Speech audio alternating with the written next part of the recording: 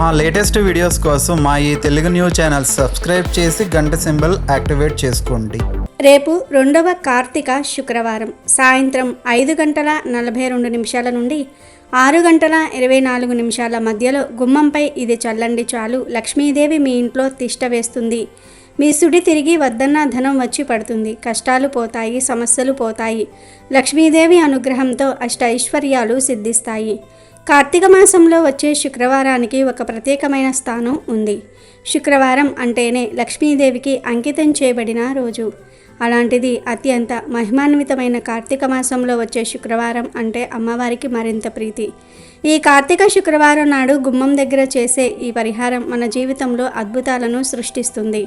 మన ఇంట్లో ఉన్న దరిద్ర దేవతను బయటకు పంపించి సాక్షాత్తు ఆ శ్రీ మహాలక్ష్మీదేవి మన ఇంట్లో స్థిర నివాసం ఏర్పాటు చేసుకునేలాగా చేస్తుంది. మీ తలరాతను మార్చి మీ సుడిని తిప్పి మీరు వద్దన్న ధనలక్ష్మి మీ ఇంటికి ప్రవాహంలా వచ్చి పడేలాగా చేసే అద్భుతమైన శక్తివంతమైన పరిహారం ఇది. మరి ఇంతకీ కార్తీక శుక్రవారం నాడు గుమ్మం పైన ఏం చల్లాలి అనే విషయాన్ని ఇప్పుడు మనం ఈ వీడియోలో వివరంగా తెలుసుకుందాం. అంతకన్నా ముందు ఒక పవిత్ర కథను విందాం. ఫ్రెండ్స్, ఫస్ట్ అయితే కామెంట్ బాక్స్లో ఓం శ్రీ మహాలక్ష్మీ దేవియే నమః అని కామెంట్ చేయండి. అలాగే ఈ వీడియోకి ఒక లైక్ కొట్టి మా ఛానల్ని కూడా సబ్స్క్రైబ్ చేసుకుని మాకు సపోర్ట్ చేయండి. పూర్వం కాశ్మీర దేశంలో ఒక అత్యంత శోభాయమానమైన నగరం ఉండేది. ఆ నగరంలో రాజు అనే ఒక రైతు ఉండేవాడు. ఆ రైతుకు ఒక భార్య, 3 పిల్లలు ఉన్నారు. ఆ రైతు భార్య పేరు లావణ్య. లావణ్య పతివ్రత స్త్రీ. ఆమె ఎప్పుడూ కూడా తన భర్తను చాలా ప్రేమగా చూసుకుంటూ ఉండేది. ఇంట్లో అందరినీ కూడా చాలా బాగా చూసుకుంటూ ఉండేది. కానీ లావణ్యకు ఒక అవలక్షణం ఉంది. అదేమిటి అంటే ఆమె చాలా పిసినారిది. ₹1 ఖర్చు పెట్టాలి అంటే 100 సార్లు ఆలోచించేది. ఇంట్లో ఒక్క బియ్యపు గింజను కూడా బయటకు పోనిచ్చేది కాదు. కానీ ఆమెకు లక్ష్మీదేవి మీద భక్తి ఎక్కువ. ఆమె ఇంటిని ఎప్పుడూ కూడా శుభ్రంగా ఉంచుకునేది. శుక్రవారం వస్తే చాలు వాకిలిని శుభ్రం చేసి రంగవల్లికలను వేయటము, తులసి కోటకు నీటిని పోయటము, తులసికి పూజలు చేయటము, ఇంట్లో లక్ష్మీదేవికి పూజలు చేసుకోవటము, ఇలా శాస్త్రాల్లో చెప్పిన నియమాలన్నిటినీ కూడా పాటిస్తూ ఉండేది. తను ఎప్పుడూ కూడా ఆలస్యంగా నిద్ర లేచేది కాదు. లావణ్య బ్రహ్మ ముహూర్త కాలంలోనే నిద్రలేచి ఇంటి పనులను కూడా చేసుకుని సూర్యోదయానికన్నా ముందే ఇంట్లో దీపాన్ని వెలిగించేది. ఈ గుణవంతురాలైన స్త్రీ లోపల ఉన్న ఒకే ఒక్క లోటు ఏమిటి అంటే తన పిసినారితనము. లావణ్య తన ఇంట్లో ఉన్న ఒక్క బియ్యపు గింజను కూడా ఎప్పుడూ ఎవరికీ ఇచ్చేది కాదు. తన గుమ్మంలోనికి వచ్చిన యాచకులకు కూడా ముద్ద అన్నం కూడా వేసేది కాదు. ఆమెకు దానం చేయడానికి చేతులు వచ్చేవి కాదు. ఎదుటి వాళ్లకు అన్నాన్ని పెట్టి అన్నాన్ని వృధా చేయకూడదు. ఈ బియ్యం మనకే భవిష్యత్తులో పనికొస్తాయని లావణ్య అనుకునేది. భర్త రైతు కావటంతో చాలా పేదరికాన్ని అనుభవిస్తూ ఉండేది. తన భర్త చాలా కష్టపడుతూ ఉండేవాడు. ఇంట్లో అందరి కడుపు నింపడానికి రోజంతా కష్టపడేవాడు. లావణ్య ప్రతిరోజు కూడా ఇంట్లో పూజాది కార్యక్రమాలు చేసేది. తర్వాత లక్ష్మీ అమ్మవారి ఆలయానికి వెళ్ళి అక్కడ కూడా అమ్మకు పూజలు చేసేది. అందువలన లక్ష్మీ అమ్మవారు కూడా లావణ్యపై ప్రసన్నతను చెందింది. కానీ లావణ్య పేదరికానికి కారణము ఆమె పిసినారితనం. పిసినారితనం కారణంగానే తన అదృష్టానికి అడ్డుగోడలు పడుతూ ఉన్నాయి. లక్ష్మీ అమ్మవారు లావణ్య భక్తికి చాలా సంతోషిస్తూ ఉండేది. లక్ష్మీ అమ్మవారు లావణ్యకు సమస్తమైన సుఖాలను ఇవ్వాలి అని అనుకుంటుంది. లావణ్యకు ఉన్న సమస్తమైన దౌర్భాగ్యము కూడా దూరమైపోవాలని లక్ష్మీ అమ్మవారు అనుకునేది. అందుకే ఒకసారి లక్ష్మీ అమ్మవారు లావణ్యను పరీక్షించాలి అని అనుకుంది. లావణ్య ఇల్లు ఎలా ఉంటుందంటే అక్కడికి ఒక్క పశువు రావటం లేదు, ఒక పక్షి రావటం లేదు. ఎందుకంటే ఆ ఇంటికి వచ్చే పక్షులకు ఒక్క గింజ కూడా దొరికేది కాదు. త్రాగడానికి నీళ్లు కూడా లభించేవి కాదు. ఆ ఇంటికి ఎప్పుడూ కుక్కలు కూడా వచ్చేవి కాదు, ఆవు కూడా వచ్చేది కాదు. ఎందుకంటే వాటన్నిటికీ తెలుసు లావణ్య ఎవరికీ ఒక్క అన్నం మెతుకు కూడా పెట్టదు అని. అలా ఒకరోజు ఒక పిచ్చుక లావణ్య ఇంటికి వచ్చి 4 వైపులా కూడా తిరుగుతూ ఉంటుంది. ఒక బియ్యపు గింజ అయినా తనకు కనిపిస్తుందేమో అని ఆ పిచ్చుక ఎంత వెతికినప్పటికీ కూడా తనకు ఒక బియ్యపు గింజ కూడా ఇంటి చుట్టుప్రక్కల కనిపించలేదు. దాంతో ఆ పిచ్చుక చాలా ఆశ్చర్యపోయింది. ఇది ఒక రైతు ఇల్లులా ఉంది, కానీ ఇక్కడ ఎక్కడా ఒక్క బియ్యపు గింజ కూడా కనిపించటం లేదు. త్రాగడానికి నీళ్లు కూడా లేవు అనుకుంటుంది. ఈ ఇంట్లో నివసించేవారు చాలా దౌర్భాగ్యులై ఉంటారు అని అనుకుని ఆ పిచ్చుక రెండో రోజు కూడా లావణ్య ఇంటికి వచ్చింది. మళ్ళీ అక్కడ తనకి ఏమీ కనిపించలేదు, ఒక్క గింజ కూడా కనిపించలేదు. దాంతో తనకు ఆహారం లభించలేదని ఆ పిచ్చుక చాలా దుఃఖించింది. నేను ఈరోజు ఈ ఇంట్లో ఉండే వారితో తప్పకుండా మాట్లాడాలి అని అనుకుని ఆ పిచ్చుక లావణ్య ఇంటి ఎదురుగా కూర్చుంటుంది. కొంచెం సమయం తర్వాత లావణ్య ఇంట్లో నుండి బయటకు వచ్చింది. తను చూసేసరికి ఒక పిచ్చుక తన గుమ్మం ఎదురుగా ఎగురుతూ ఉంది. వెంటనే లావణ్య చీపురు తీసుకుని ఆ పిచ్చుకని తరమటం ప్రారంభించింది. కానీ ఆ పిచ్చుక అక్కడి నుండి వెళ్ళటం లేదు. లావణ్య ఆ చీపురు తీసుకొని ఆ పిచ్చుక వెనకాలే పరిగెడుతూ ఉంటుంది. కానీ ఆ పిచ్చుక ఎగిరి మళ్ళీ తిరిగి వచ్చేస్తూ ఉంటుంది. దాంతో ఎలా అయినా ఆ పిచ్చుకను తరిమి కొట్టాలి అని లావణ్య ప్రయత్నించి అలసిపోయింది. అక్కడ అలా కూర్చుండి పోయింది. మేము ఎంతో కష్టపడి ధాన్యాన్ని సంపాదించుకుంటున్నాము. ఈ పక్షులు ఆ ధాన్యాన్ని పాడు చేయడానికే వస్తాయి అని ఆ పిచ్చుకను చూస్తూ తిడుతుంది. నువ్వు ఏమీ మాట్లాడకుండా ఇక్కడి నుండి వెళ్ళిపో, నేను నీకు ఒక్క బియ్యపు గింజను కూడా వెయ్యను అని ఆ పిచ్చుకతో అంటుంది లావణ్య. అప్పుడు ఆ పిచ్చుక, అమ్మ, నేను చాలా దూరం నుండి వచ్చాను, దయచేసి నాకు ఏదైనా తినడానికి పెట్టండి, నాకు చాలా పెద్ద ఉపకారం చేసిన వారు అవుతారు అని అడుగుతుంది. అప్పుడు లావణ్య పిచ్చుకతో ఇలా చెప్తుంది. పిచ్చుక, నువ్వు నన్ను క్షమించు, నేను నీకు ఒక్క బియ్యపు గింజను కూడా ఇవ్వలేను. మా ఇంట్లో నీకు ఇవ్వడానికి ఏమీ లేవు. మా దగ్గర తిండి లేక మేమే రోజు ఆకలితో పడుకుంటూ ఉన్నాము. మేము ఎదుట వాళ్లకు ఏం పెట్టగలము అని లావణ్య ఆ పిచ్చుకతో అబద్ధాలు చెప్పింది. అప్పుడు ఆ పిచ్చుక లావణ్యతో, అమ్మ, నువ్వు చాలా పిసినారి దానివి. మీ ఇంట్లో ధాన్యం ఉండి కూడా నువ్వు అబద్ధం చెప్తూ ఉన్నావు. నేను మీ ఇంటికి ఇంకెప్పుడూ కూడా రాను అని చెప్పి ఆ పిచ్చుక అక్కడి నుండి వెళ్ళిపోయింది. రెండవ రోజు లావణ్య ఇంటికి ఒక నెమలి వచ్చింది. తన భోజనం కోసం అక్కడ ఇక్కడ తిరుగుతోంది. అక్కడ నెమలికి ఒక బియ్యపు గింజ కూడా లభించలేదు. నెమలిని చూడగానే లావణ్య మళ్ళీ చేతితో కర్ర పట్టుకొని నెమలిని తరమడానికి వచ్చేసింది. వచ్చి నెమలితో ఇలా అంటుంది. నువ్వు ఇక్కడ ఉన్న మొక్కలను తినకూడదు, నువ్వు వెంటనే ఇక్కడి నుండి వెళ్ళిపోమని చెప్పింది. అప్పుడు నెమలి ఇలా అడుగుతుంది. అమ్మా, నువ్వు ఏం చేస్తున్నావు, నన్ను ఎందుకు కొడుతున్నావు అని అడిగేసరికి లావణ్య నెమలితో ఇలా చెప్తుంది. ఓ నెమలి, ఇక్కడ నుండి వెంటనే వెళ్ళిపో, నీకు ఇక్కడ తినడానికి ఏమీ కూడా లభించదు. ఎక్కడికైనా వెళ్ళి నీ కడుపు నింపుకో, మా ఇంట్లో నుండి ఒక్క బియ్యపు గింజ కూడా లేదు అని లావణ్య నెమలికి కూడా అబద్ధాలు చెప్పింది. అప్పుడు నెమలి ఇలా అంటుంది. అమ్మ, మీ ఇంట్లో ధాన్యాన్ని ఉంచుకొని కూడా నువ్వు ధాన్యం లేదని అబద్ధాన్ని చెప్తూ ఉన్నావు. నీ గుమ్మంలోనికి వచ్చిన ఏ ప్రాణికి కూడా నువ్వు 4 గింజలు వేయటం లేదు. ఈ కారణంగా నీకు మహా పెద్ద పాపం తగులుతుంది అని అంటుంది. అప్పుడు లావణ్య, నువ్వు చాలా తెలివైన దానివి, నాకెందుకు పాపం తగులుతుంది, నేనే కష్టపడి సంపాదించి అన్నాన్ని తింటున్నాను, ఊరికే ఎదుటి వాళ్లకు ఎందుకు ఇస్తాను, నేను అలా ఇస్తూ పోతూ ఉంటే నా పిల్లలు ఆకలితోనే మరణిస్తారు. నేను నాకున్నదంతా ఎదుట వాళ్లకు దానాలు చేస్తూ పోతే నా పిల్లలకు ఎవరు భోజనాన్ని పెడతారు. అందువలన నువ్వు ఏమీ మాట్లాడకుండా ఇక్కడి నుండి వెళ్ళిపో అని అంటుంది. అప్పుడు నెమలి ఇలా అంటుంది. నువ్వు అసలు దయలేని దానివి, నేను ఎప్పుడూ కూడా మీ ఇంటికి రాను అని నెమలి ఒక ఈకను ఇంటి ముందు వదిలి అక్కడి నుండి దుఃఖంతో వెళ్ళిపోయింది. లావణ్య ఆ నెమలి ఈకను కూడా బయటపడేసింది. ఆ తర్వాత ఒక ఆవు లావణ్య ఇంటికి వచ్చింది. లావణ్య కర్రను చూపించి ఆవును తరమటం మొదలుపెట్టింది. అప్పుడు గోమాత ఇలా అంటుంది. అమ్మా, నేను చాలా రోజుల నుండి ఆకలితో ఉన్నాను, నాకు ఏదైనా తినడానికి పెట్టమని అడిగింది. లావణ్య ఆవుకు కూడా ఏమీ పెట్టలేదు. ఈ విధంగా కుక్క, పిల్లి, కాకి, పావురము, గుడ్లగూబ సమస్తమైన పక్షులు కూడా లావణ్య ఇంటికి వచ్చాయి. కానీ లావణ్య ఒక్క పక్షికి కూడా ఒక్క గింజ కూడా వేయలేదు. అందరినీ కూడా తరిమేసింది. ఆ సమస్తమైన పక్షులు కూడా ఆకలితో దాహంతో వెళ్ళిపోయాయి. మళ్ళీ తిరిగి లావణ్య గుమ్మంలోనికి ఎప్పుడూ కూడా రాము అని చెప్పి దుఃఖంతోనే వెళ్ళిపోయాయి. ఒకరోజు లావణ్య ఇంటి లోపలికి గబ్బిలం వచ్చింది. అది లావణ్య ఇంటిపై కప్పు పట్టుకుని ఒక మూల దాక్కుని ఉంది. లావణ్య ఆ గబ్బిలాన్ని గమనించలేదు. ఆ గబ్బిలం ఏమీ శబ్దం చేయటం లేదు. ఆపై కప్పును పట్టుకుని అక్కడే ఊగుతుంది. రెండవ రోజు రాజుగారి సిపాయిలు అనుకోకుండా లావణ్య ఇంటికి వచ్చారు. లావణ్య భర్త దొంగతనం చేశాడు అని చెప్పి రాజును తీసుకొని వెళ్ళిపోయారు. దాంతో లావణ్య చాలా దుఃఖంలో ఉంది, ఏడుస్తూ ఉంది.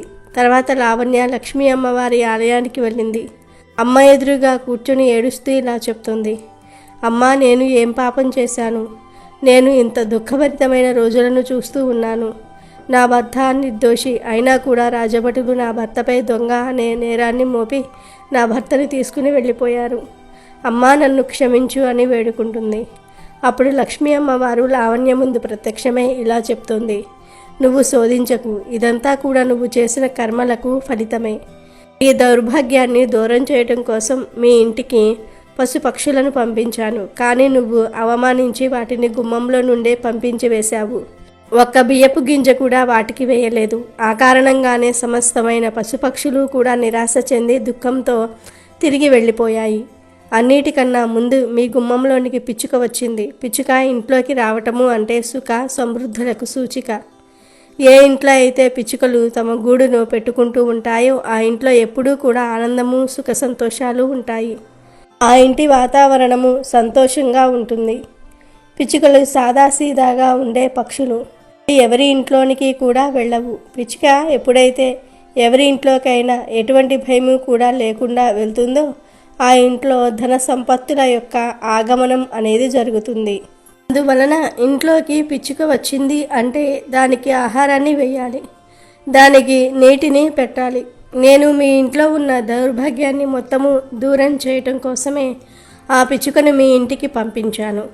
కానీ నువ్వు మీ ఇంటికి వచ్చిన పిచ్చుకను తరిమి కొట్టావు. మీ ఇంటికి వచ్చిన లక్ష్మిని స్వయంగా నువ్వే పంపించి వేశావు. ఆ తర్వాత మీ ఇంటికి నెమలి వచ్చింది. నువ్వు నెమలిని కూడా పంపించేశావు. నెమలి ఒక పవిత్రమైన పక్షి.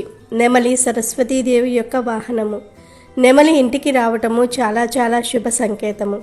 నెమలి ఇంటికి వచ్చింది అంటే ఆ ఇంట్లో ఉన్న మనుషులకు బుద్ధి ఇంకా జ్ఞానము ప్రాప్తిస్తాయి. ఆ ఇంట్లో నివసించే వారికి వికాసం కలుగుతుంది. మీ గుమ్మంలోనికి వచ్చిన నెమలికి నువ్వు ఎటువంటి ఆహారాన్ని పెట్టలేదు. నెమలిని కూడా ఇంటి నుండి తరిమి కొట్టావు. మీ ఇంటి ముందు నెమలి ఒక ఈకను వేసి వెళ్ళిపోయింది. నెమలి ఈకను ఇంట్లో ఉంచుకోవటం వలన ఆ ఇంట్లో ఉన్నతి అన్నది జరుగుతూ ఉంటుంది. నువ్వు ఆ నెమలి ఈకను కూడా పడేశావు. నేను నీకు మంచి జరగటం కోసమే నెమలిని పంపించాను. నువ్వు ఆ నెమలిని కూడా అవమానించావు. నేను మీ ఇంటికి సాక్షాత్తు కామధేనువు ఆవును పంపించాను. గోవును నీ మనసులో ఉన్న సమస్తమైన కోరికలను నెరవేర్చడం కోసమే పంపించాను.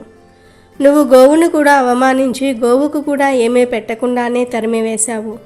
నువ్వు ఇంటికి వచ్చిన సాక్షాత్తు కామధేనువునే తరిమి కొట్టావు. ఆ తర్వాత నేను మీ ఇంటికి కాకిని పంపించాను. కాకి ఎవరి ఇంట్లో అయితే నీటిని తాగుతుందో ఆ ఇంట్లో ఎప్పటికీ కూడా విపత్తులు అనేవి రానే రావు, సంకటములు రావు. నువ్వు కాకిని కూడా తరిమి కొట్టావు. దానికి నీటిని కూడా ఇవ్వలేదు. కాకిని కూడా అవమానించి పంపించావు. అంతేకాదు, నా వాహనమైన గుడ్లగూబను కూడా నేను మీ ఇంటికి పంపించాను. గుడ్లగూబను కూడా తరిమి కొట్టావు. ఆ గుడ్లగూబ నీకు ఉన్న సమస్తమైన దౌర్భాగ్యాన్ని దూరం చేయడానికే వచ్చింది. మీ పిసినారితనం కారణంగా గుడ్లగూబ కూడా ఉదాసీనంగానే తిరిగి వెళ్ళిపోయింది. మీ ఇంటికి పావురం వచ్చింది. పావురం భార్యాభర్తల సంబంధాలను బలపరుస్తుంది. ఏ ఇంట్లోకైతే పావురాల జంట వస్తుందో ఆ ఇంట్లో భార్యాభర్తలు ఎప్పుడూ కూడా వియోగాన్ని అనుభవించవలసిన పరిస్థితులు రావు. నువ్వు ఆ పావురాలను కూడా అవమానించి పంపించి వేశావు. ఆ కారణంగానే నీ భర్తకు నీకు వియోగం ఏర్పడింది. నువ్వు నీ గుమ్మంలోనికి వచ్చిన సమస్తమైన పక్షులను కూడా అవమానించే పంపించి వేశావు. ఈ సమస్తమైన పక్షులు కూడా ఇంట్లోకి రావటము చాలా చాలా శుభప్రదము. ఏ ఇంట్లోకైతే పిచ్చుకలు వస్తాయో ఆ ఇంట్లో గూడు పెట్టుకుంటాయో ఆ ఇంట్లో ఎప్పటికీ కూడా ఇక్కడ దౌర్భాగ్యము అనేది రానే రాదు. ఎప్పుడైతే పిచ్చుకలు ఇంట్లోకి వస్తాయో అక్కడ ధన సంపత్తులు అనేవి వస్తాయి. ఏ ఇంట్లో అయితే పిచ్చుక గూడు పెట్టుకుంటుందో ఆ ఇంట్లో నేను స్థిర నివాసం ఉంటాను. ఆ ఇంట్లో ఎప్పుడూ కూడా ధన ఆగమనం అనేది జరుగుతూనే ఉంటుంది. ఏ ఇంటి గుమ్మంలోనికి ప్రతిరోజు కూడా ఆవు వస్తుందో, ఏ స్త్రీ అయితే మొదటి ముద్దను ఆవుకు పెడుతుందో ఆ ఇంట్లో ఎప్పుడూ కూడా అన్నానికి ధనానికి లోటు ఉండదు. ఆవుకు మొదటి ముద్దను పెట్టే స్త్రీ యొక్క మనస్సులోని కోరికలన్నీ కూడా నెరవేరుతాయి. ఏ ఇంట్లో అయితే కాకి వచ్చి నీటిని తాగుతుందో, అన్నాన్ని తింటుందో ఆ ఇంట్లో ఎప్పుడూ కూడా విపత్తులు అనేవి రానే రావు. ఆ ఇంట్లో ఉండే వారిపైన ఎప్పుడూ కూడా నిందలు అనేవి పడవు. గుడ్లగూబ నా వాహనము. గుడ్లగూబ గుమ్మంలోనికి రావటం వలన ధన ఆగమనం అనేది పెరుగుతుంది. అమ్మ, ఇవన్నీ కూడా శుభప్రదమైన పక్షులు, ఇంకా పశువులు. వీటిని ఎప్పుడూ కూడా తరిమి కొట్టకూడదు. వాటికి కనీసము నీటినైనా ఇవ్వాలి. కానీ నువ్వు అలా చేయలేదు. ఎప్పుడైతే నీ ఇంట్లోకి గబ్బిలం వచ్చి కూర్చుందో నువ్వు ఆ గబ్బిలాన్ని ఇంటి నుండి తరిమి కొట్టలేదు.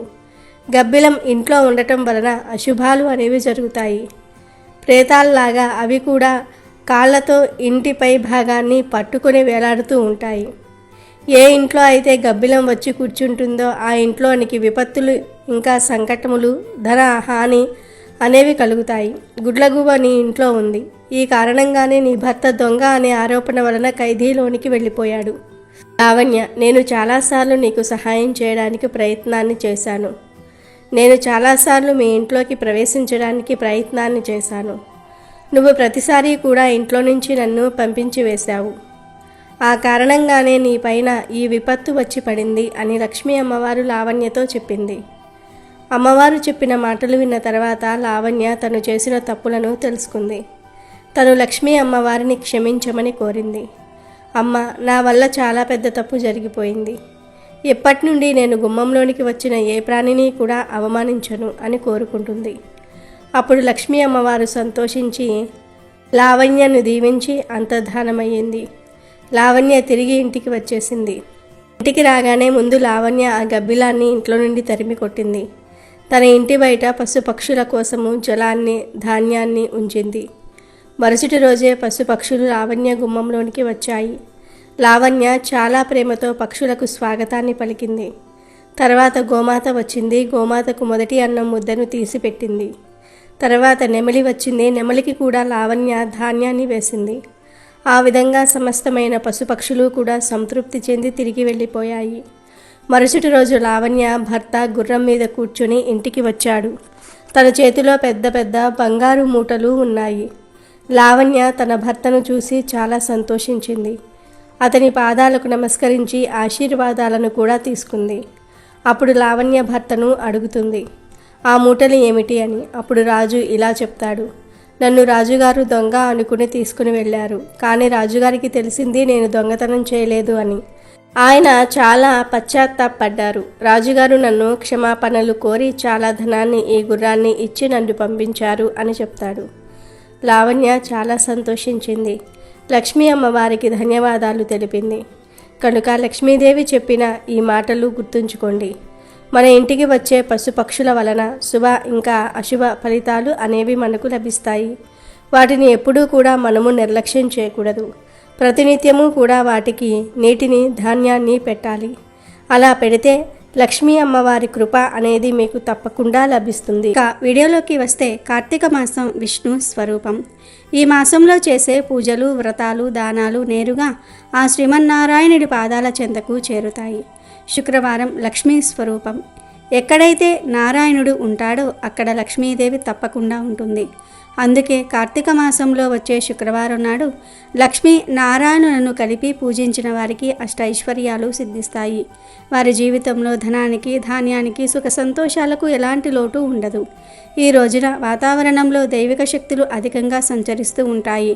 మనం చేసే పూజలకు, మనం పలికే మంత్రాలకు స్పందన చాలా వేగంగా ఉంటుంది. ముఖ్యంగా సాయంత్రం వేళ అంటే గోధూళి సమయంలో లక్ష్మీదేవి భూసంచారానికి వస్తుంది. ఏ ఇల్లు అయితే శుభ్రంగా, ప్రశాంతంగా, దీపకాంతులతో వెలిగిపోతూ ఉంటుందో ఆ ఇంట్లోకి అమ్మవారు అడుగుపెట్టి అక్కడే స్థిర నివాసం ఏర్పరచుకుంటుంది. అందుకే ఈ కార్తీక శుక్రవారం సాయంత్రాన్ని మనం అస్సలు వృధా చేసుకోకూడదు. అయితే అమ్మవారి అనుగ్రహం పొందాలంటే కేవలం పూజలు చేస్తే సరిపోదు. మనం కొన్ని నియమాలను కూడా పాటించాలి. ముఖ్యంగా కార్తీక శుక్రవారం నాడు కొన్ని పనులను అస్సలు చేయకూడదు. ఈ పనులు చేయటం వల్ల మనం ఎంత పూజ చేసినా దాని ఫలితం దక్కదు. పైగా అమ్మవారి ఆగ్రహానికి గురి కావాల్సి వస్తుంది. మొదటిగా కార్తీక శుక్రవారం రోజు ఇంట్లో గొడవలు పడకూడదు. శుక్రవారం నాడు ఇంట్లో ప్రశాంతమైన వాతావరణం ఉండాలి. భార్యాభర్తలు కానీ, అత్తా కోడళ్ళు కానీ, అన్నదమ్ములు కానీ ఎవరూ కూడా గొడవ పడకూడదు. వాదనలకు దేకకూడదు. ఇంట్లో ఎక్కడైతే అశాంతి ఉంటుందో అక్కడ అలక్ష్మి తాండవిస్తుంది. లక్ష్మీదేవి అలాంటి ఇంట్లోకి కన్నెత్తి కూడా చూడదు. కాబట్టి ఈరోజు ఎంత కోపం వచ్చినా దాన్ని అదుపులో ఉంచుకొని మౌనంగా ఉండటం ఉత్తమం. అలాగే కార్తీక శుక్రవారం రోజు సాయంత్రం సమయంలో ఎవరికీ అప్పు ఇవ్వకూడదు. ముఖ్యంగా డబ్బు, ఉప్పు, పాలు, పెరుగు, పసుపు, కుంకుమ వంటి వాటిని సంధ్యా సమయంలో దానం చేయకూడదు. అప్పుగా కూడా ఇవ్వకూడదు. ఇలా ఇవ్వటం అంటే మన ఇంట్లో ఉన్న లక్ష్మీదేవిని మన చేతులారా వేరే వాళ్ళ ఇంటికి పంపించినట్లే. కాబట్టి కార్తీక శుక్రవారం రోజు ఈ నియమాన్ని తప్పకుండా పాటించండి. కార్తీక శుక్రవారం రోజు సూర్యాస్తమయం సమయంలో నిద్రపోకూడదు. ఇది కేవలం శుక్రవారమే కాదు, ప్రతిరోజు పాటించాల్సిన నియమం. సాయంత్రం వేళ దీపం పెట్టే సమయంలో నిద్రపోవటం వల్ల ఇంట్లోకి దరిద్రం ప్రవేశిస్తుంది. ఆ సమయంలో మేల్కొని ఇల్లంతా శుభ్రం చేసుకొని దీపారాధన చేసి లక్ష్మీదేవిని ప్రార్థించాలి. అలాగే ఈరోజు ఇంటిని అపరిశుభ్రంగా ఉంచకూడదు. లక్ష్మీదేవి శుభ్రతను ఇష్టపడుతుంది. ఎక్కడైతే శుభ్రత ఉంటుందో అక్కడే అమ్మవారు నివసిస్తుంది. ముఖ్యంగా శుక్రవారం నాడు ఇంటిని, ముఖ్యంగా గుమ్మాన్ని, పూజా మందిరాన్ని అశుభ్రంగా ఉంచకూడదు. ఉదయాన్నే ఇల్లు శుభ్రం చేసుకుని గడపకు పసుపు కుంకుమలతో అలంకరించుకోవాలి. కార్తీక శుక్రవారం రోజు చేయకూడని ఇంకొక తప్పు ఏమిటి అంటే మాంసాహారం తినటం. కార్తీక మాసం మొత్తం మాంసాహారానికి దూరంగా ఉండటం శ్రేయస్కరం. ఒకవేళ అలా కుదరని వారు కనీసం కార్తీక సోమవారాలు, పౌర్ణమి మరియు శుక్రవారాలలో అయినా నియమంగా ఉండాలి. శుక్రవారం నాడు మాంసాహారం భుజించటం అంటే సాక్షాత్తు లక్ష్మీదేవిని అవమానించటమే. దానివల్ల దరిద్రం మనల్ని పట్టి పీడిస్తుంది. కార్తీక శుక్రవారం రోజు ఈ తప్పులు చేయకుండా ఉంటే మంచిది. అంతేకాదు కార్తీక శుక్రవారం నాడు చేయాల్సిన మరో ముఖ్యమైన పని ఉంది. అదేమిటి అంటే ఉప్పును కొనుగోలు చేయటం. ఉప్పు సాక్షాత్తు లక్ష్మీదేవి స్వరూపం.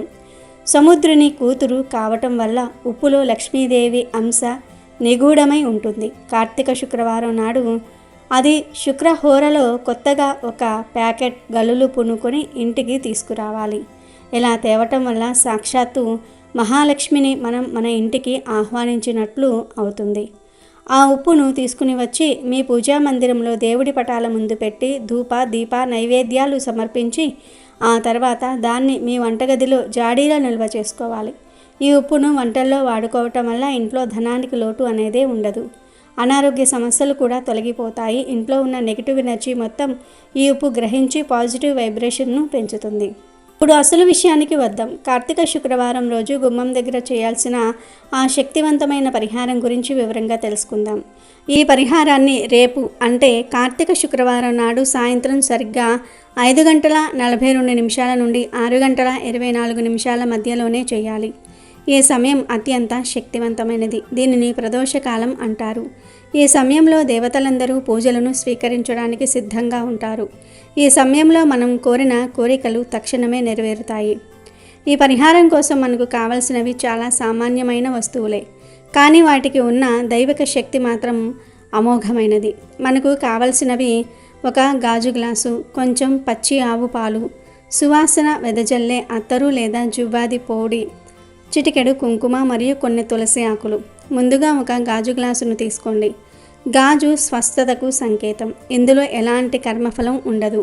అందుకే పూజలకు, పరిహారాలకు గాజు పాత్రలను వాడటం శ్రేష్టం.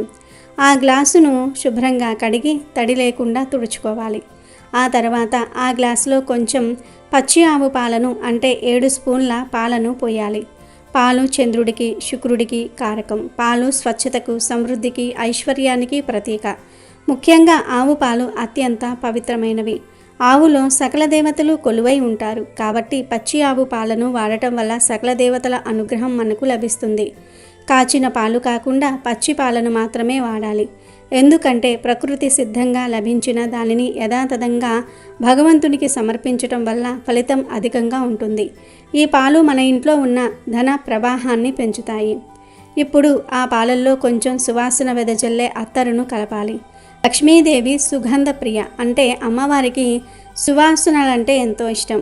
ఎక్కడైతే మంచి సువాసన ఉంటుందో అక్కడికి అమ్మవారు ఆకర్షితురాలై వస్తుంది. అత్తరు లేదా జువ్వాది పొడికి వాతావరణంలో ఉన్న నెగిటివ్ ఎనర్జీని తరిమికొట్టి పాజిటివ్ ఎనర్జీని నింపే శక్తి ఉంటుంది. ఈ సువాసన మనకు ప్రశాంతతను ఇస్తుంది, దైవ చింతనను పెంచుతుంది. ఈ సుగంధభరితమైన పాలను చూడగానే అమ్మవారు ప్రసన్నురాలవుతుంది. ఆ తర్వాత ఆ పాలల్లో చిటికెడు కుంకుమను కలపాలి. కుంకుమ సౌభాగ్యానికి చిహ్నం. ఇది సాక్షాత్తు శక్తి స్వరూపం. కుంకుమను కలపడం వల్ల ఆ మిశ్రమానికి దైవిక శక్తి వస్తుంది. కుంకుమ మంగళకరమైనది. ఇది శుభాలను ఆహ్వానిస్తుంది. కుంకుమ కలిపిన ఈ పాల మిశ్రమం అత్యంత శక్తివంతంగా మారుతుంది. చివరిగా కొన్ని తులసి ఆకులను తీసుకొని మీ చేతులతో వాటిని మెల్లగా నలపాలి. అలా నలిపినప్పుడు దాని నుండి వచ్చే సువాసన, దానిలోని సారం బయటకు వస్తుంది. ఆ నలిపిన తులసి ఆకులను పాలల్లో వేయాలి. తులసి సాక్షాత్తు విష్ణుప్రియ. తులసి వనమున లక్ష్మి నివసించును అని అంటారు. ఎక్కడైతే తులసి ఉంటుందో అక్కడ విష్ణువు ఉంటాడు. ఎక్కడ విష్ణువు ఉంటాడో అక్కడ లక్ష్మీదేవి స్థిరంగా ఉంటుంది. తులసి ఆకులను ఈ మిశ్రమంలో కలపటం ద్వారా మనం శ్రీమన్నారాయణ్ణి ఆహ్వానిస్తున్నాం. ఆయన రాకతో అమ్మవారు కూడా మన ఇంటికి తప్పకుండా వస్తుంది. తులసికి ఉన్న క్రిమి సంహారక గుణం వల్ల అది మన ఇంటిని దుష్టశక్తుల నుండి కూడా కాపాడుతుంది. ఇప్పుడు ఈ 5 వస్తువులను కలిపిన మిశ్రమాన్ని బాగా కలపండి. గాజు గ్లాసులోని పాలు, అత్తరు, కుంకుమ, తులసి ఆకులు అన్నీ ఏకమయ్యేలాగా స్పూన్తో కలపండి. ఇప్పుడు మీ చేతిలో ఉన్నది సాధారణమైన పాలు కాదు, అది ఒక దివ్యమైన శక్తివంతమైన తీర్థం. ఇది మీ ఇంటి తలరాతను మార్చగలిగే అమృతంతో సమానం. ఇప్పుడు ఈ గ్లాసును తీసుకువెళ్ళి మీ ఇంట్లో ఉన్న లక్ష్మీదేవి పటం ముందు 1 నిమిషం పాటు ఉంచి, ఓ మహాలక్ష్మి, కార్తీక శుక్రవారం నాడు నిన్ను నా ఇంటికి ఆహ్వానిస్తూ ఉన్నాను. నా ఇంట్లో ఉన్న సకల దరిద్రాలను, కష్టాలను, నష్టాలను తొలగించి నీ చల్లని చూపుతో మా ఇంటిని సిరి సంపదలతో, సుఖ సంతోషాలతో నింపు తల్లి అని మనస్ఫూర్తిగా ప్రార్థించుకోండి. ఆ తర్వాత ఆ గ్లాసును తీసుకుని నేరుగా మీ ఇంటి ప్రధాన ద్వారం అంటే మెయిన్ డోర్ దగ్గరకు తీసుకుని వెళ్ళండి. గుమ్మం ఇంటికి అత్యంత ముఖ్యమైన ప్రదేశం. దీని ద్వారానే సకల శక్తులు ఇంట్లోకి ప్రవేశిస్తాయి. కనుక గుమ్మం దగ్గరకు వెళ్ళి మీ కుడి చేతిలో ఒక పువ్వును కానీ లేదా ఒక ఆకును కానీ తీసుకుని దానితో ఆ పాల మిశ్రమాన్ని ముంచి గుమ్మం మీద గడపకు ఇరువైపులా చల్లాలి. శ్రీం అనే లక్ష్మీదేవి బీజాక్షరాన్ని మనసులో తలుచుకుంటూ ఈ మిశ్రమాన్ని చల్లండి. ఇలా చల్లటం వల్ల మీ గుమ్మం ఒక శక్తివంతమైన రక్షణ కవచంలా మారుతుంది. అది బయట నుంచి వచ్చే దుష్ట శక్తులను, నెగిటివ్ ఎనర్జీని, దరిద్రాన్ని లోపలికి రాకుండా అడ్డుకుంటుంది. అదే సమయంలో లక్ష్మీదేవిని, సకల శుభాలను, ధనాన్ని అయస్కాంతంలా ఆకర్షిస్తుంది. ఆ సువాసనకు, ఆ పవిత్రతకు ఆకర్షితురాయలనే శ్రీ మహాలక్ష్మి నేరుగా మీ ఇంట్లోకి అడుగు పెడుతుంది. ఈ చిన్న పరిహారం చేయటం వల్ల కలిగే ఫలితాలు అద్భుతంగా ఉంటాయి. మీ ఇంట్లో ధనానికి ఇక లోటు ఉండదు. ఏ పని మొదలుపెట్టినా విజయం మీ సొంతమవుతుంది. ఆగిపోయిన పనులు తిరిగి ప్రారంభమవుతాయి. అప్పుల బాధ నుండి విముక్తి లభిస్తుంది. ఉద్యోగ వ్యాపారాలలో ఊహించని అభివృద్ధిని చూస్తారు. ఇంట్లో భార్యాభర్తల మధ్య, కుటుంబ సభ్యుల మధ్య సఖ్యత పెరుగుతుంది. అనారోగ్యాలు దూరమై అందరూ ఆయురారోగ్యాలతో ఉంటారు. సాక్షాత్తు మహాలక్ష్మి మీ ఇంట్లో తిష్ట వేసుకుని కూర్చుంటుంది. అంటే స్థిరంగా నివసించటం ప్రారంభిస్తుంది. మీ సుడి తిరిగి మీరు వద్దన్నా కూడా ధనం ఏదో ఒక రూపంలో వచ్చి మీ ఇంటి ఖజానాను నింపుతుంది. ఇది అక్షరాల సత్యం. భక్తితో ఈ చిన్న పరిహారాన్ని ఆచరించి చూడండి. మీ జీవితంలో జరిగే అద్భుతాలను మీరే స్వయంగా చూస్తారు. కనుక కార్తీక శుక్రవారం రోజు మీరు కూడా గుమ్మం దగ్గర ఈ చిన్న పరిహారం చేసి చక్కటి ఫలితాలను పొంది ఆనందంగా జీవించండి. అమెజాన్లో బెస్ట్ డిస్కౌంట్స్ కోసం వీడియో డిస్క్రిప్షన్లో లింకు ఉంది, చూడండి. అలాగే మా టెలిగ్రామ్ ఛానల్ సబ్స్క్రైబ్ చేసుకోండి.